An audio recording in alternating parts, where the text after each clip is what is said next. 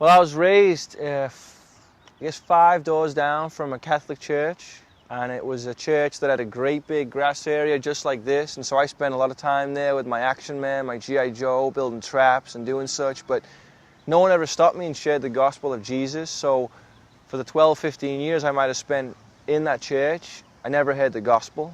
And so I had this idea that the church was a place that people visited. It wasn't a place where the living God resided. And it was sometime later, probably around the age of 12, 13, when I fell in love with, useless wooden toy, so to speak, my skateboard. And that led me to go to America. I'd been in love with soccer, football. I'd been in love with martial arts, but I truly fell in love with skating. It was the desire of my heart. I took off to America when I was 13 for my 13th birthday to visit my sisters. Got one of my first skateboards. And then probably within the course of about 2 years, I'd been back to Liverpool, I'd been skating, I'd been jumping down stairs and handrails and doing all these tricks that no one was doing yet. Because of the age I was just pursuing all these tricks.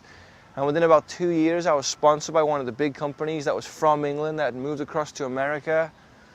And before you know it, I'm winning contests, I'm in the magazines, and now I'm seeing, wait a minute, I liked soccer and I liked martial arts, but this has become everything that I am. It was defining me, and I'm growing in this. It's helping my mind. It's something that's so individual. I'm going to get to go to America and skate and maybe one day be professional with the purpose of just getting free skateboards and free stickers and, who knows what, coming here to beautiful California. So by the age of about 15 to about 16, 17, 18, moved over to America, Huntington Beach. I'd finished about 6 months of art school in England and then just took up and left. And I'd been living with a good friend of mine, Jeff Rowley, also an English guy.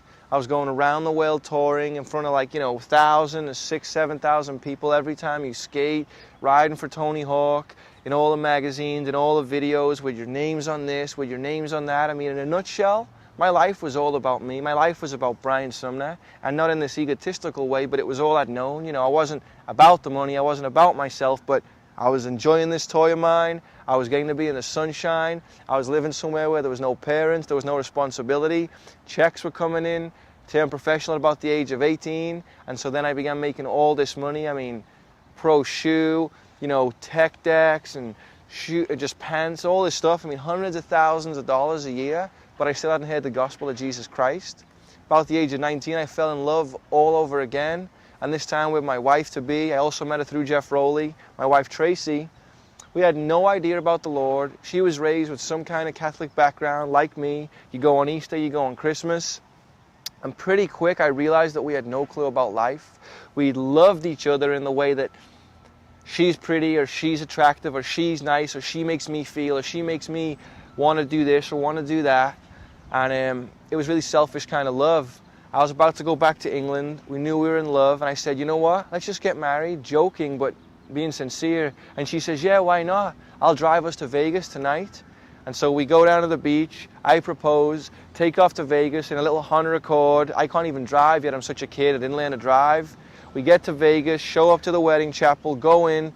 The pastor reads 1 Corinthians 13, 4-8. I have no idea this is the Bible, but I say, what an amazing speech. I'm weeping, I'm crying. The very same night we say, let's have a kid, because think about it. My name's on a skateboard, I've moved to America, there's hundreds of thousands of dollars, I've got this beautiful wife. Why wouldn't I just have a kid? Because there's no such thing as responsibility. She's pregnant, 9 to 10 months later. Responsibility has become really alive in us. I'm not skating as much, we're beginning to fight.